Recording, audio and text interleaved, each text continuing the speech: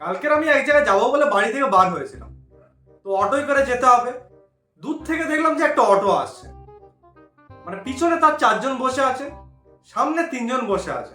অটোওয়ালাটা অটোটা চালাচ্ছে ঠিক এইভাবে, আর অটোওয়ালার কোলে আর একজন বসে আছে। মাঝে মাঝে অটোওয়ালা অটো চালাচ্ছে, মাঝে মাঝে সেও অটো চালাচ্ছে। অটোওয়ালাটা আমার সামনে এসে দাঁড়ালো, বললো দাদা কোথায় যাবেন? আমি বললাম এতে আর জায়গা আছে? বললো যে আরে একজন আরামসে হয়ে যাবে। তো আমি গিয়ে অটোওয়ালার পাশে বসলাম। এই দিক থেকে একজন পড়েও গেল। অটোওয়ালা ওসব দেখছে না, অটোওয়ালা খালি তুলেই যাচ্ছে। আর কিছু কিছু অটোওয়ালা তো দেখছি অটোটাই ফাঁকা আছে, তাও এরম ভাবে চালাচ্ছে। মানে আমি তখনও পর্যন্ত জানতাম না যে অটোওয়ালার কোনোর সাথে আমার ননুর যতক্ষণ না টাচ হবে না ততক্ষণ অটো স্টার্ট হবে না। তারপরে অটোটা স্টার্ট হলো, মানে অটো চলছে মাইকেল সুমাখার মতো, F1 রেস চলছে।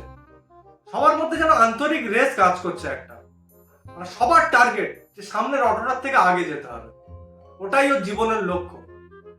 মানে অটোয় বসেছি মনে হচ্ছে যেন নাগরদোলায় বসেছি। 2-3 মিনিট পর তো আমার প্রচন্ড ভয় লাগা শুরু করলো যে আমি LIC-ও করে আসিনি, ঠিক মতো পৌঁছতে পারবো তো। আমি একটা জিনিস মনের মধ্যে ভেবে নিয়েছি যে যতদিন না LIC করবো না ততদিন আর অটোতে বসবো না, LIC করার পরই অটো চড়বো।